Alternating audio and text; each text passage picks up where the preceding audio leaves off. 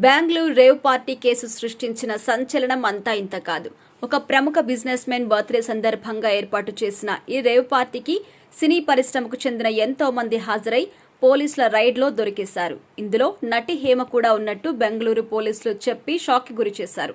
అయితే హేమ మాత్రం నేను హైదరాబాద్లోనే ఫామ్ హౌస్లో ఉన్నట్టు తెలిపి అందరినీ తప్పుదోవ పట్టించే ప్రయత్నం చేసింది. ఆ తర్వాత కూడా ఆమె ఈ విషయాన్ని అంగీకరించలేదు. బూర్కాలో టెస్టులకు హాజరైన సంగతి తెలిసిందే. ఆ టైంలో కూడా నాకు రేవ్ పార్టీతో సంబంధం లేదు, బ్లడ్ శాంపిల్స్ కూడా తీసుకోలేదు, నన్ను అనవసరంగా ఇరికిస్తున్నారు అంటూ బుకాయించింది.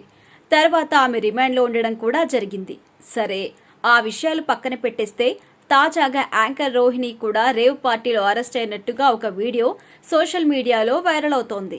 బర్త్డే పార్టీకి వచ్చాను, నాకు ఏం సంబంధం లేదు, నాకింకా టెస్టులు కూడా చేయలేదు, పాజిటివ్ కూడా రాలేదు, ఇలా ఎవరైనా పార్టీ అని పిలిస్తే వివరాలు తెలుసుకోకుండా వెళ్ళొద్దు అంటూ ఆమె మీడియాతో చెబుతున్నట్టు ఆ వీడియోలో ఉంది.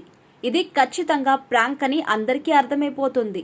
లేదు అంటే సినిమా ప్రమోషన్ లేదా అందులో సీన్ అయి కూడా ఉండొచ్చు. కానీ చాలా మంది యాంకర్ రోహిణి హేమపై సెటర్లు వేస్తుంది అంటూ ఫన్నీ కామెంట్స్ చేస్తున్నారు.